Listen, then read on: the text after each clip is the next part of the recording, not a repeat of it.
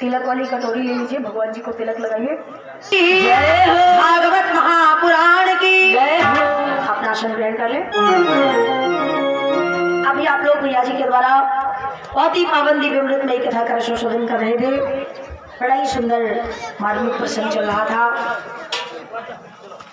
भगवान की जितनी भी कथाएं हैं, समस्त कथाएं परम अद्भुतमयी, परम आनंदमयी है।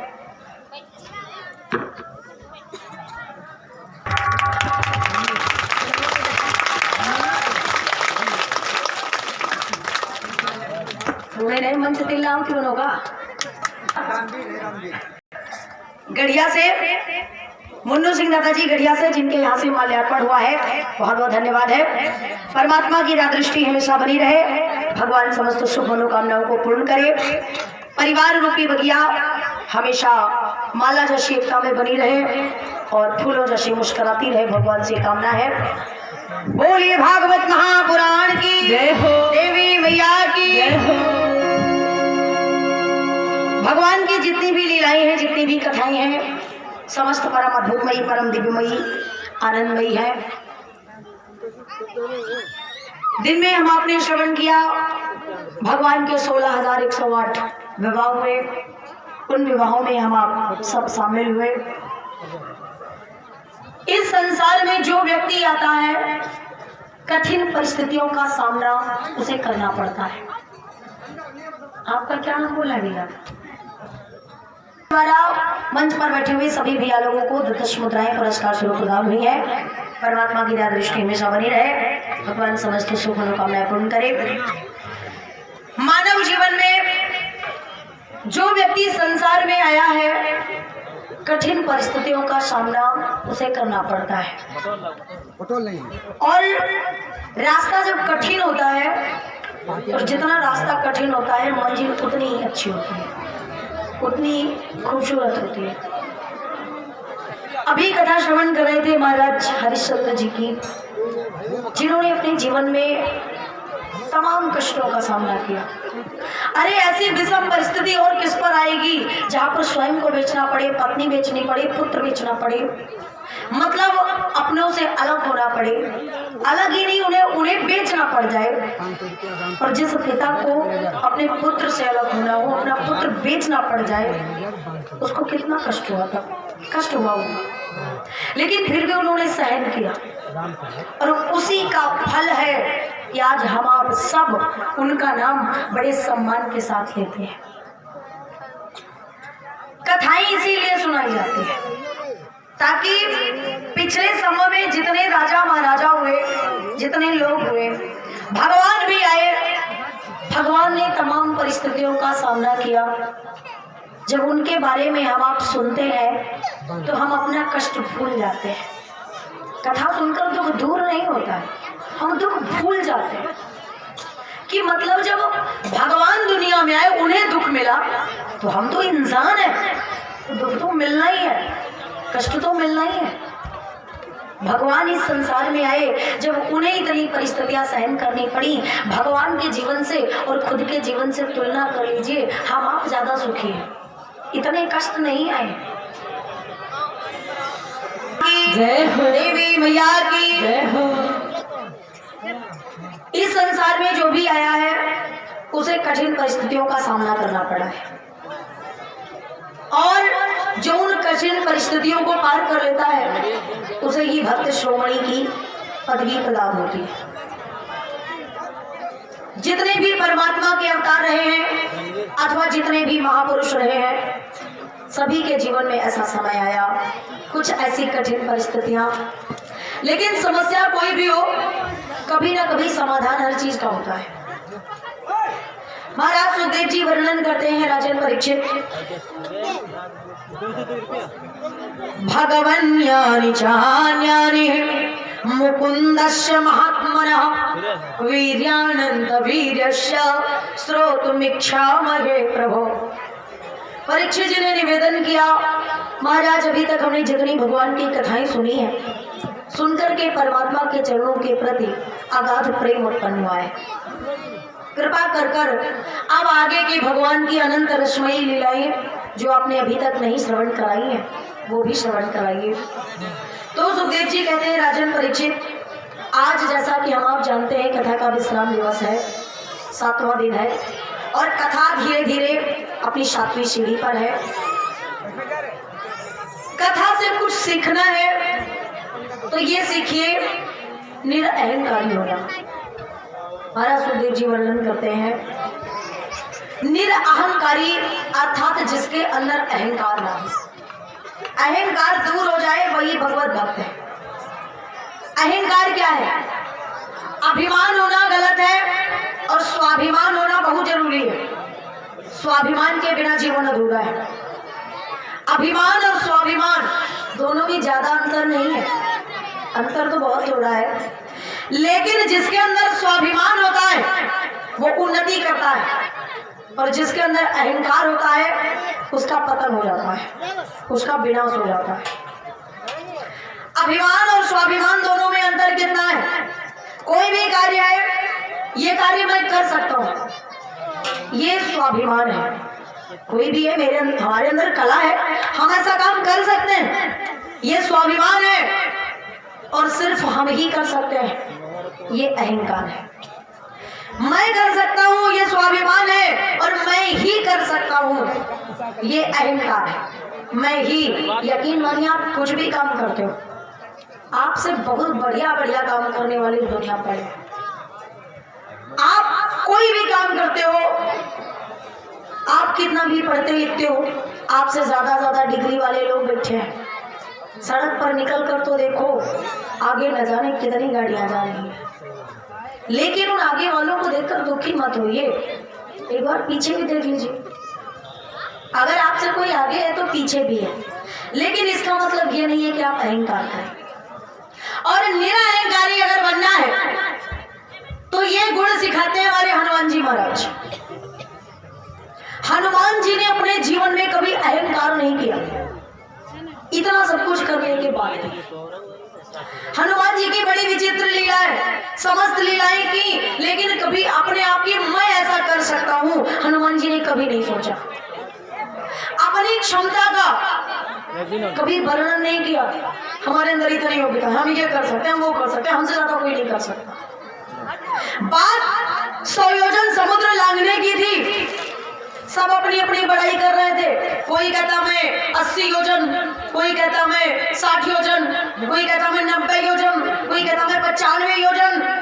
और 100 योजन लांघने की क्षमता अगर किसी में थी तो वो कौन था? वो थे हनुमान जी महाराज। लेकिन हनुमान जी ने कहा नहीं, हनुमान जी नहीं बोले कि मैं लांघ सकता हूँ। जब महाराज जामवंत जी ने कहा, हनुमान का चुप साधी रहे हो बलवाना, अरे बलवान चुप क्यों बैठे हो? हनुमान जी मौन थे। हनुमान जी जानते थे ये जो भी कार्य करना है मैं कर सकता हूँ, लेकिन हनुमान जी नहीं बोले। और जिनको नहीं करना आता था तो वो गा रहे थे, हम ये कर लेते हैं, वो कर लेते हैं, हम ये कर सकते हैं। हनुमान जी नहीं बोले कुछ भी। जामवंत ने कहा, हनुमान तुम चुप क्यों बैठे हो? हनुमान जी ने कहा क्या करें? अरे बोले राम काज लगी तब अवतारा, राम काज तो तुम ही करोगे ना।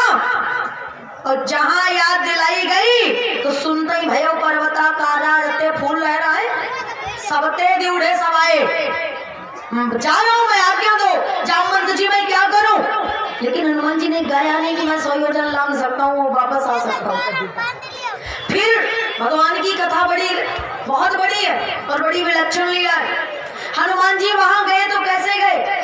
हनुमान जी मसक समान रूप कपि धरी, मतलब एक मच्छर जितने बड़े बनकर का। हनुमान जी इतने बड़े रहे, लेकिन उन्हें अपना वैभव नहीं दिखाना था, उन्हें अपनी वीरता, अपना ज्ञान, अपना सम्मान नहीं दिखाना था।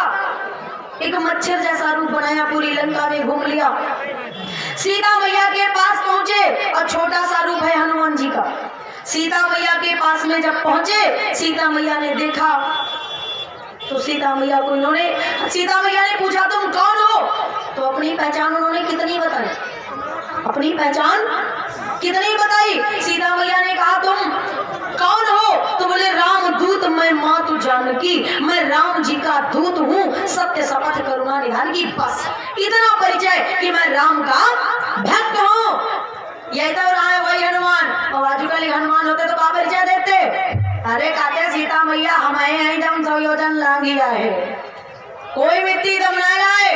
जब इधर आता तुम्हारी खबर लेने, हम वही हनुमान जो सुरसा को हराए, हम वही हनुमान जो लंकिनी को मारी आए, हम वही हनुमान। लेकिन हनुमान जी ने क्या दिया जवाब? हनुमान जी ने कहा मैं राम का दूत मात्र हूँ। सीता मैया से कहा माता आप चिंता मत करना, हम बहुत जल्दी आएंगे और आपको यहाँ से ले जाएंगे। सीता मैया कहे लगी हनुमान यूँ बताओ क्या सब तुम्हारे ही तना है? ये तो रहे छोटे से, क्या सब तुम्हारे ही तना है रामायण में? हनुमान कहे लगे नहीं हमारे छोटे छोटे हैं। क्या? हनुमान जी बोले हमसे छोटे छोटे भी हैं। सीता मैया को दुख हुआ, सीता मैया दुखी हो गई। अरे इतने यहाँ विशाल विशाल राक्षस और हनुमान वहां तुमसे भी छोटे छोटे लोग। हनुमान जी ने कहा मैया तुम्हें मेरा रूप पता नहीं है। तब हनुमान जी ने जब सीता दुखी हो गई तो सीता मैया का दुख दूर करने के लिए कनक भूदरा का शरीरा हनुमान जी ने अपना शरीर विस्तरित किया। माँ मेरा शरीर ये है, मैं ये हूँ। तब सीता मैया का दुख दूर हुआ। हनुमान जी ने अपनी प्रभुता कब दिखाई? जब सीता मैया दुखी हो गई तो उनका दुख दूर करने के लिए हनुमान जी ने अपनी प्रभुता दिखा दी। और आजकल के लोगों के अंदर दहशत पैदा करने के लिए अपनी प्रभुता दिखाते हैं कि लोग हमसे डरे। अपना डर लोगों के हृदय में स्थापित करने के लिए अपनी प्रभुता दिखाते हैं। और हनुमान जी ने क्या किया? हनुमान जी ने दुख दूर करने के लिए, हनुमान जी ने डर दूर करने के लिए अपनी प्रभुता दिखाई। और ऐसे हनुमान जो कनक भूदराकार शरीरा ब्रह्मपाश में बंद करके रावण के पास में गए। रावण ने कहा काल को आदेश दिया, काल जाओ जाकर के हनुमान को खा लो। काल जाकर के हनुमान के पास में खड़ा हो गया। रावण ने कहा हनुमान तुम्हें डर नहीं लगता? मृत्यु निकट आई खल तोरे, अरे तुम्हारे सामने तुम्हारे पास मृत्यु आ गई है, तुम्हें डर नहीं लगता? हनुमान जी मुस्कुराए बोले पास हमारे खड़ी है लेकिन देख तुम्हें रही है, ये देख तुम्हें रही हो, मुझसे पूछ रही है कि क्या मैं इसको खा लूं? तो मैं कह रहा हूं नहीं नहीं, जब राम जी आएंगे वही आदेश देंगे। सीता मैया की खोज कर लेने के बाद, लंका जला लेने के बाद जब वहां से वापस आए, कथा तो बड़ी बड़ी है। हनुमान जी जब वापस आए तो सब बड़े प्रसन्न हो गए। राम जी के पास पहुंचे। राम जी को महाराज जामवंत और सुग्रीव आदि ने बताया नाथ काज कीन्हे से हनुमाना। हनुमान जी ने अपने मुंह से नहीं कहा कि हम कोई काम कर आए। हनुमान जी ने अपने मुंह से नहीं कहा हमने समुद्र लांघा या हमने सीता की खोज की या हमने लंका जलाई। जामवंत ने बताया नाथ काज कीने से हनुमाना, राखे सकल कपिन के प्राणा। काज हनुमान ने किया है। राम जी ने हनुमान से पूछा हनुमान क्या तुम गए हो सीता की खोज करने? हनुमान बोले हम नहीं प्रभु, हमने कुछ नहीं किया। भगवान राम ने पुनः जामवंत से पूछा जामवंत क्या बोल रहे हो? जामवंत कहला प्रभु हम सच कह रहे हैं, नाथ काज कीने से हनुमाना। हनुमान जी ने सारा काम किया। राम जी ने पुनः पूछा हनुमान क्या तुमने किया? हनुमान बोले मैंने कुछ नहीं किया। दादाजी क्या नाम बोलना है? जोगेंद्र सिंह एडवोकेट गोविंदपुर से। इनके यहाँ से 101 मुद्राएं मुझे भैया प्रसाद ले लीजिए और 10 मुद्राएं मंच पर बैठे हुए सभी भैया लोगों को पुरस्कार स्वरूप प्रदान है। परमात्मा की दया दृष्टि हमेशा बनी रहे, भगवान समस्त शुभ मनोकामनाएं पूर्ण करे। बोलिए भागवत महापुराण की। राम जी ने जब कई बार पूछा जामवंत कहे हाँ, और जब उन काम करके आया है वही कह रहे ना, तो राम जी को थोड़ा गुस्सा आ गया। फिर पूछे तुमने किया? हनुमान बोले नहीं। तुमने किया? हनुमान बोले नहीं। भगवान राम कहा तुम नहीं किए तो कहा हम गए थे करने। अरे तुमने नहीं किया तो हमने किया है। हनुमान जी बोले यही तो मैं कहना चाहता हूँ, जो कुछ किया तो आप ही ने तो किया है। मतलब इतना कुछ करने के बाद और प्रभुता किसको दे दी? सम्मान किसको दिया? प्रभु आपने तो सब किया है, मैं तो एक जरिया मात्र था। ऐसे वीरबली हनुमान, लेकिन उनके अंदर अहंकार नाम की कोई चीज नहीं थी। कथा सुनो और कथा से सीखो। कथा में यही बताया जाता है अभिमान और स्वाभिमान में अंतर बहुत कम है, लेकिन अभिमानी का पतन हो जाता है और स्वाभिमानी व्यक्ति उन्नति करता है। महाराज सुखदेव जी वर्णन करते हैं राजन परीक्षित। अब आगे जो कथा आती है वो कथा है भगवान के एक परम सखा की, भगवान के एक परम मित्र की। हमने आपको बताया था भगवान के 3 मित्र हैं। वृषणीनां प्रवरो मंत्री कृष्णस्य दैतः सखा शिष्यो बृहस्पते साक्षात् उद्धवोऽधि सत्तमः।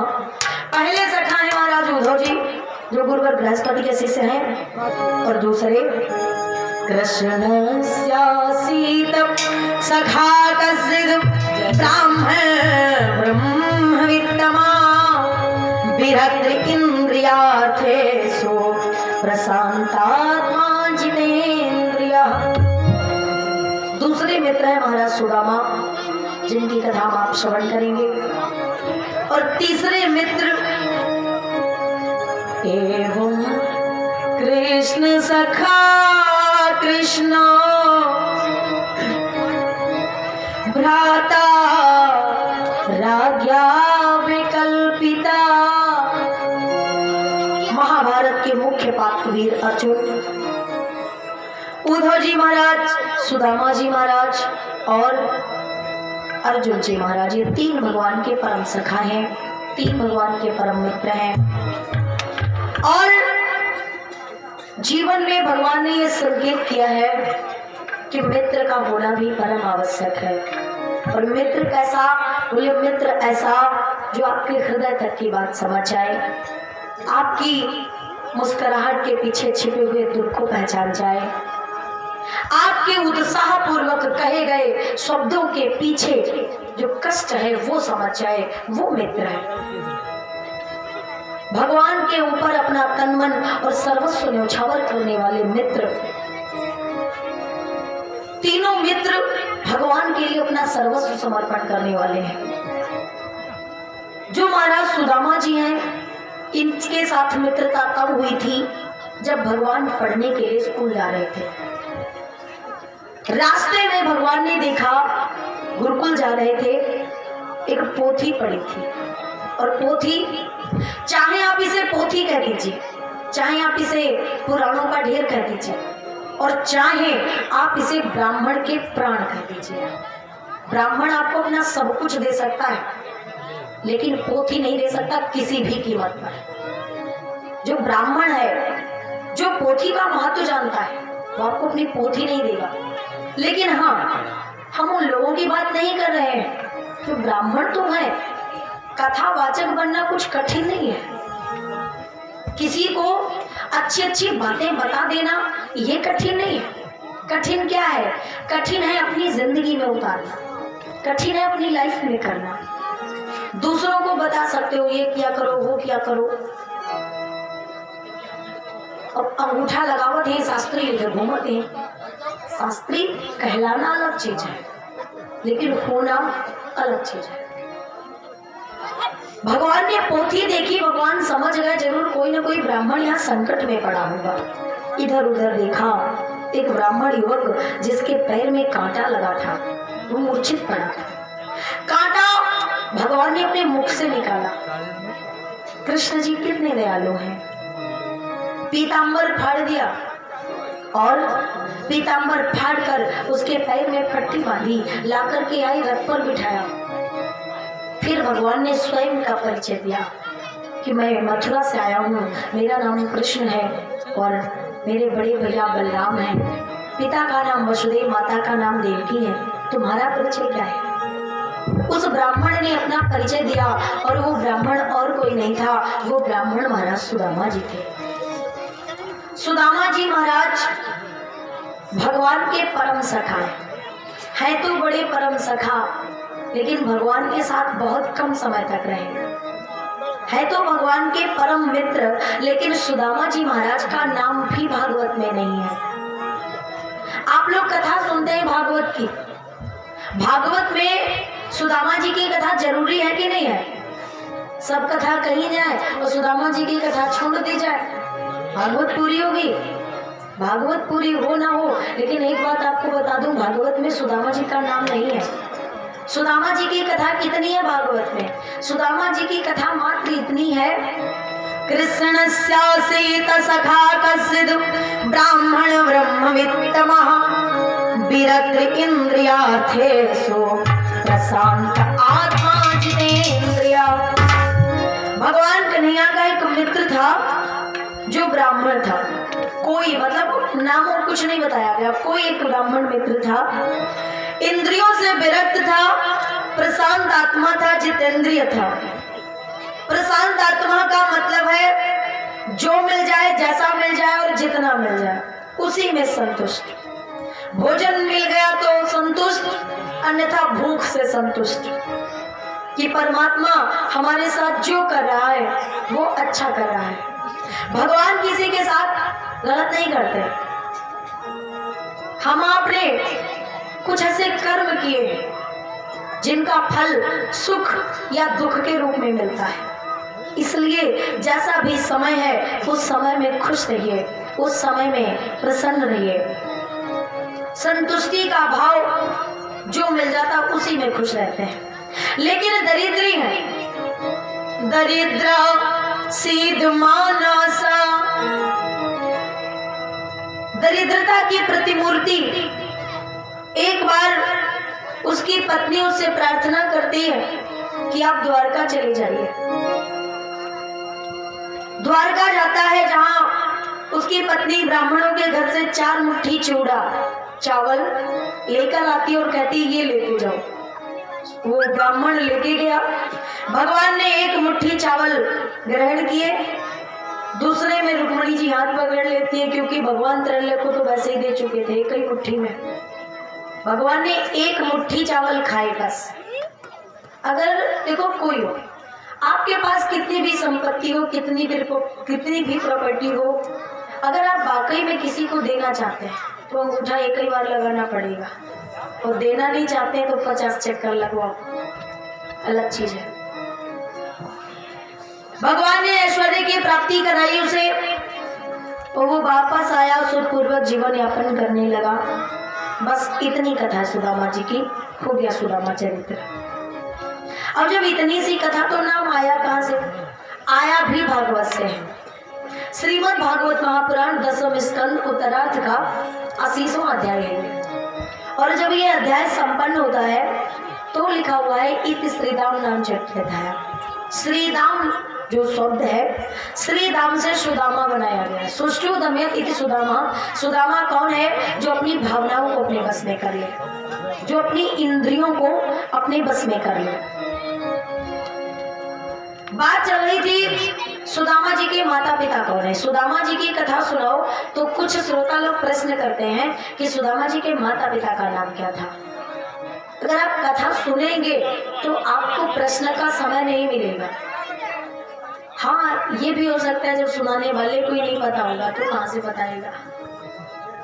सुदामा जी महाराज रहने वाले कहाँ के हैं? सुदामा जी का जन्म स्थान कौन सा है? सुदामा जी का परिवार कैसा है? सुदामा जी पांडे परिवार के हैं। ब्राह्मणों में ये आजकल वाले पांडे नहीं है। पांडे का मतलब है जो पांडित्य कर्म करता हो, जो पांडित्य कर्म जानता हो। आसीत गुर्जर प्रांते पोरबंदर समाख्यता विष्णु यशा समाजाता सुदामा वेद पाठकः तस्य भार्या सुशीलाया सुतछामा समाययौ कृष्ण भक्ति च परिपूर्ण पति धर्म प्रपालिका। सुदामा जी महाराज गुजरात के रहने वाले, पोरबंदर इनकी जन्मस्थली है।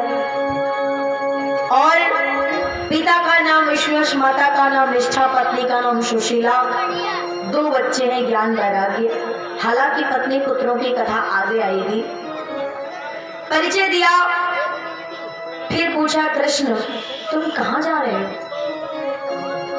तो कृष्ण ने कहा हम गुरुकुल जा रहे हैं। सुदामा बोले कहाँ? तो बोले महाराज संदीपन मुनि के यहाँ। सुदामा बोला मैं तो उसी स्कूल में पढ़ता हूँ, चलो एक साथ चलते हैं। गुरुकुल में पहुंचे, नाम लिखवाया, विद्या अध्ययन प्रारंभ हुआ।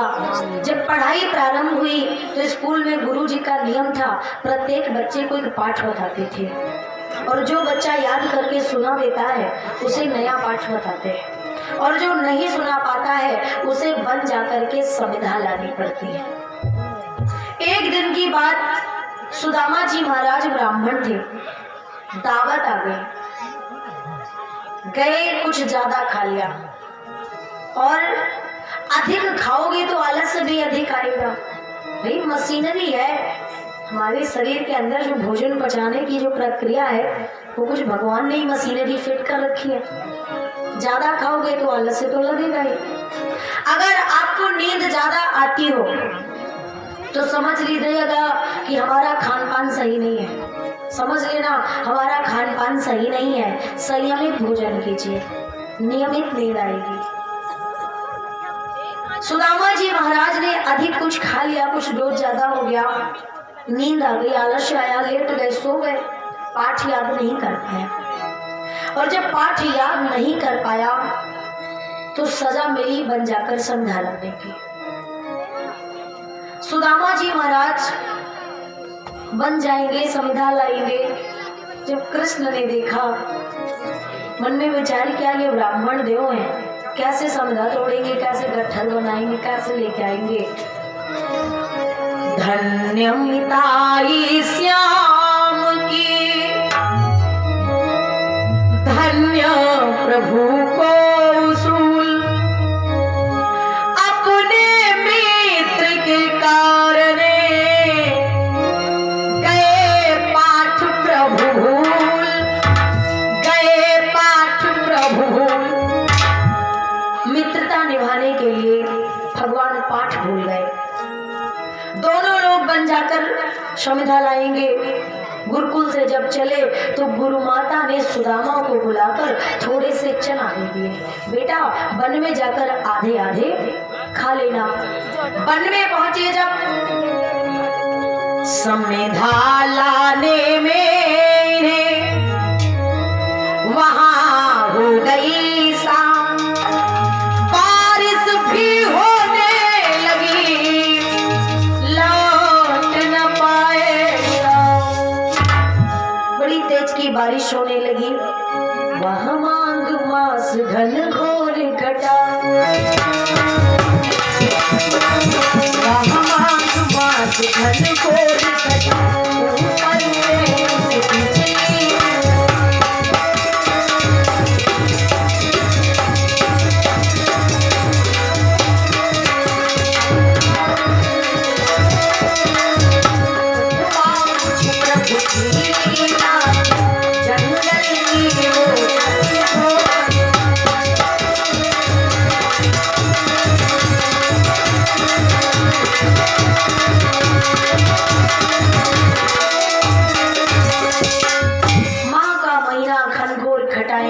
अचानक बिना मौसम के तूफानी हवाएं, घनघोर घटाएं और मूसलाधार बारिश ही रही। महाराज सुखदेव जी तो कहते हैं कि समझ लो छोटा मोटा प्रलय ही आया है।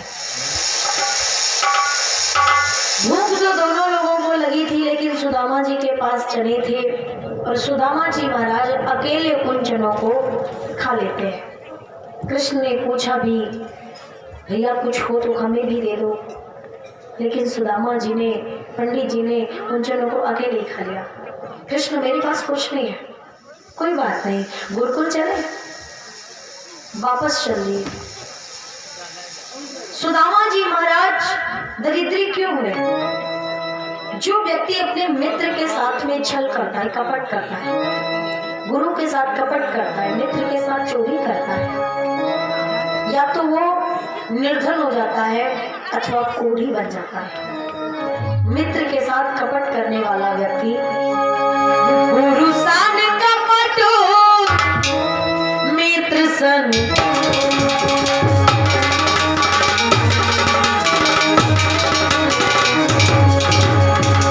गुरु सन कपट, मित्र सन